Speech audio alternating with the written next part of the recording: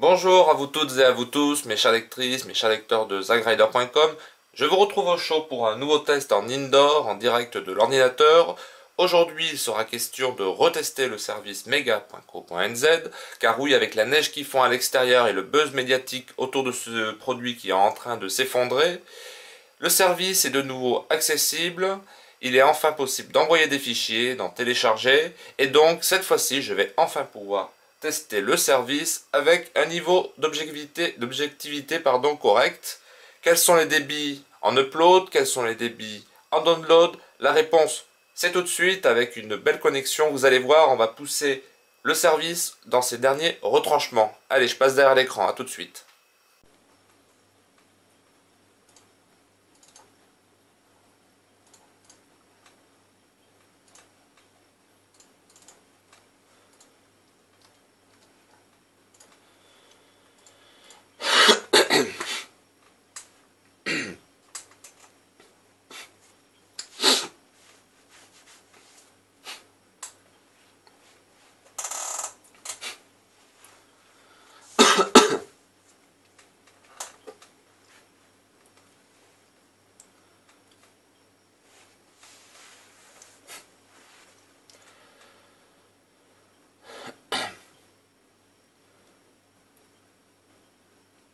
Me voici, vous voici désormais face à vos écrans, prêts à tester le service mega.co.nz, une fois de plus, cette fois-ci avec toute l'objectivité qui va de pair.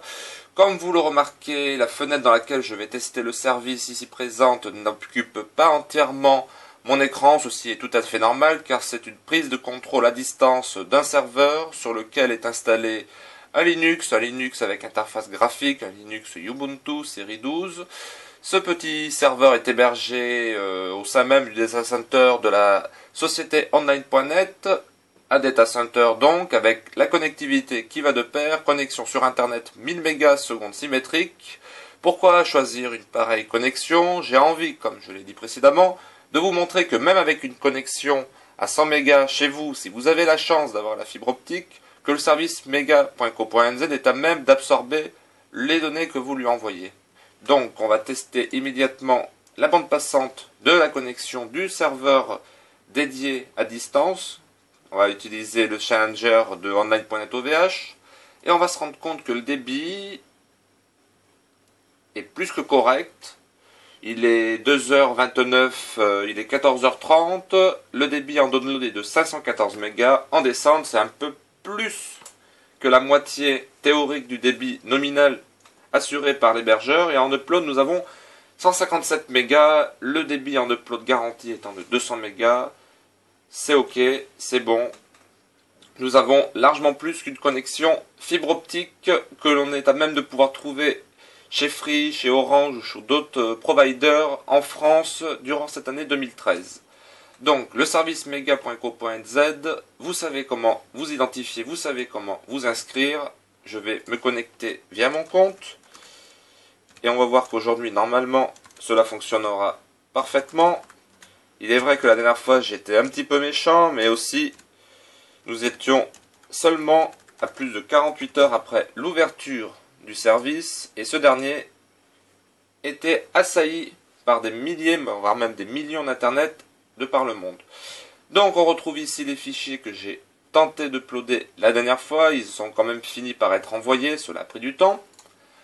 On va faire un upload immédiatement tout de suite pour s'assurer de la vitesse du service maximale en envoi. Donc on appuie ici, charger un fichier, c'est tout simple, c'est facile. Nous allons tester un petit reportage de 3 gigaoctets que je vous ai livré récemment sur zagrider.com. Il s'agit de Paris sous la neige. Voyons voir la vitesse à laquelle ça part. On envoie le fichier sur le service méga. Est-ce que ça va faire des étincelles? On se rend compte déjà que l'upload commence immédiatement, c'est un très bon signe. La vitesse d'envoi apparemment est en vitesse de croisière à 2,5 mégaoctets seconde. Cela fait la moitié d'une connexion fibre optique chez Free.fr si vous avez la fibre à Paris ou dans d'autres villes de province en France. Le temps estimé en upload est de 18 minutes, alors que la connexion, comme vous l'avez vu tout à l'heure, est à même de vous fournir un débit en upload de 150 mégabits par seconde. Cela fait à peu près, en théorie, 20 mégaoctets par seconde. Donc on va 10 fois moins vite que le potentiel de la connexion de du serveur. Mais tout de même, il est quand même confortable de pouvoir être à même d'envoyer un fichier avec un temps relativement réduit. Aussi, nous sommes durant l'après-midi, nous sommes durant les heures de bureau en Europe. Le service étant aussi destiné à un usage professionnel car il est censé respecter la vie privée et respecter l'intégrité des fichiers et surtout la privacité des fichiers via un cryptage intégré au système, il est normal que le service mega.co.nz soit un petit peu chargé aujourd'hui. Je l'ai testé durant la nuit précédente, il était à peu près 3 heures du matin et j'avais un débit en envoi qui dépassait les 100 mégas. Nous étions entre 100 et 130 mégabits par seconde, soit entre 12 et 15 mégaoctets par seconde en envoi. Pour rappel, une connexion ADSL en France a seulement 1 méga en envoi, 1 mégabit par seconde en envoi. Cela fait en kilooctets par seconde, en théorie, 128 kilooctets par seconde. On se rend compte de ce fait qu'avec vos connexions ADSL, le service est largement à même de pouvoir absorber vos fichiers. Je ne vais pas attendre plus longtemps que le fichier s'upload. J'en suis sûr et certain qu'il arrivera à bon port d'ici quelques minutes. Je vais maintenant vous montrer comment on télécharge un fichier et tout du moins la vitesse à laquelle on pourra télécharger le fichier. Cette partie, j'en suis sûr et certain, vous intéresse car il y aura beaucoup plus d'utilisateurs de mega.co.nz qui téléchargeront de fichiers que ceux qui en enverront. Donc l'annulation d'un upload, par la même occasion, je vous montre comment cela fonctionne. Cela fonctionne en faisant un clic droit sur le téléchargement en cours. Si ce dernier veut être accepté par le serveur distant, on va recharger la fenêtre. Hop. Voilà. Le fichier en transfert a été annulé. Apparemment, l'ordre a été accepté par le système. Nous allons télécharger ce fichier de 1 gigaoctet qui est mon fichier test de référence. On appuie donc sur l'URL qui est représenté par le symbole international représentant une petite chaîne et ses maillons. On sélectionne le fichier ici. On va faire un copier-coller et nous allons le placer dans une nouvelle fenêtre du navigateur. Pour rappel, mega.co.nz préfère un usage de Google Chrome. Non pas que Mega ait des avantages à utiliser la technologie de Google, mais tout simplement que ce navigateur est à même de gérer à la perfection le système de cryptage embarqué via le site internet. Donc, pour télécharger le fichier, on soumet la requête. Voici le nom du fichier qui était précédemment affiché dans la fenêtre d'exploration de mon compte privé. On appuie sur télécharger. Hop. Nous avons un débit largement correct. C'est ça d'ailleurs qui m'interpelle. Nous avons une vitesse de téléchargement bien plus rapide que la vitesse d'envoi. Cela veut aussi dire et veut aussi souligner que le service doit certainement actuellement accueillir plus de fichiers qui sont en cours d'upload par les milliers d'utilisateurs qui peuvent enfin accéder sans stress au service. Il doit y avoir plus de personnes donc qui envoient des fichiers que de personnes qui en téléchargent. Le débit est constant, il est fiable, 5,1 mégaoctets par seconde. Pour télécharger ce fichier, il faudra 2 minutes et 40 secondes. Oui, c'est vrai qu'avec le temps, les virgules, cela ne marche pas trop. Nous allons quand même nous assurer de la fiabilité du transfert en affichant les statistiques du réseau et de la carte réseau du serveur dédié distant. Apparemment, la connexion est un peu lente. Est-ce que cela veut fonctionner? Cette fois-ci, c'est mon système qui a du mal à marcher. Ironie du sort, vous voyez, on va rafraîchir la fenêtre de contrôle. Hop là.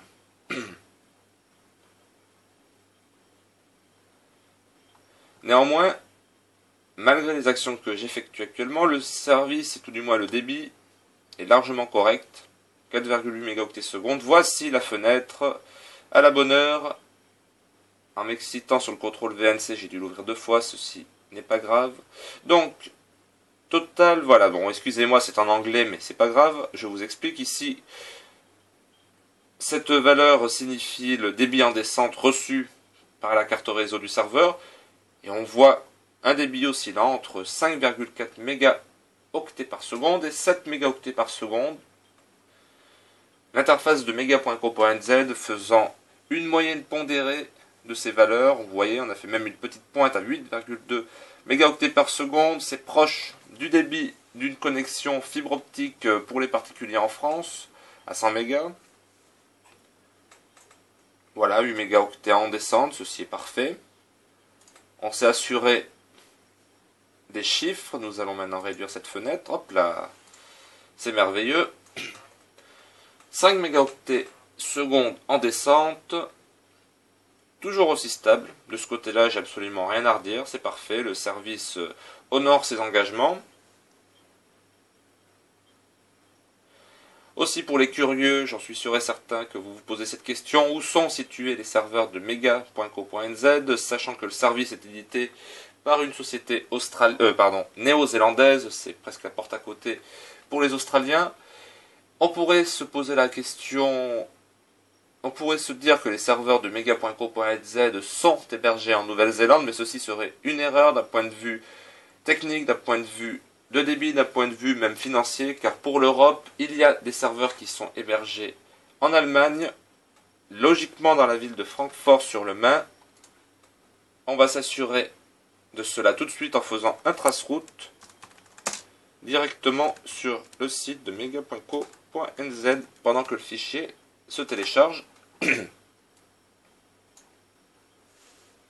Et d'ailleurs, il vient d'être téléchargé, c'est merveilleux, avec une vitesse moyenne de 5,2 mégaoctets seconde affichée. Le trace-route est en cours vers l'adresse IP et le reverse se nommant mega.co.nz. Des serveurs de kim.com qui sont normalement situés en Allemagne si ces derniers ne les a pas changés entre temps, car cela fait maintenant près de 5 jours que le service est ouvert à toutes et à tous. Je vais vous cacher aussi par mesure de sécurité les premières lignes du tracert montrant les adresses IP personnelles et d'autres détails dont j'ai pas envie de vous montrer. C'est pas que je vous aime pas, c'est surtout que j'aime pas les petits script kiddie qui ont que ça à faire, bien que je sois protégé, mais bon. Alors, nous traçons le signal, nous passons par Paris. Ici, les initiales FRA signifient Francfort, donc le réseau Cogent, qui est un provider de bande passante internationale, vient de lâcher le signal dans la ville de Francfort, et ensuite nous avons l'adresse IP, apparemment ici des serveurs de kim.com pour le service mega.co.nz qui sont hébergés dans un data center allemand à Francfort. Cela ne change pas, c'est une bonne chose. Ceci est aussi un gage de qualité et de vitesse, car avoir des serveurs près de chez soi, cela permet d'avoir un débit relativement élevé, et cela permet aussi d'envoyer, si vous avez une grosse connexion, à une vitesse plus que correcte. Donc vous l'avez constaté, le service mega.co.nz, bien qu'il soit toujours en bêta, désormais fonctionne parfaitement. J'ai été ravi de vous raconter, de vous montrer que ceci est enfin une réalité. Il est possible d'envoyer des fichiers sur Mega et de les télécharger. Pour finir, qu'est-ce que l'on pourrait dire de plus? On va souhaiter une longue vie à Mega. Espérons que les services américains ne saisissent pas de nouveau le service, mais comme l'a dit kim.com précédemment, kim.com étant, on pourrait dire, l'investigateur du site mega.co.nz, ce dernier ne fera pas la même erreur de placer des serveurs aux États-Unis. Néanmoins, bien que le service soit en théorie à 100% pour la protection des droits d'auteur, j'en suis sûr et certain que vous allez être nombreux et nombreuses à placer des films, des séries et d'autres fichiers dont vous avez peut-être pas tous les droits. Ceci est un autre débat que je ne tiendrai pas, car comme on peut le dire, ceux qui se regardent dans le miroir sont à même de savoir ce qu'ils font, et je ne suis pas le seul à faire comme vous, ça c'est sûr et certain. Je vous souhaite donc de ce fait, mes chers lectrices, mes chers lecteurs, une bonne journée, un bon usage de Mega, et à plus sur zagrader.com. Ciao, au revoir, bonne journée à vous.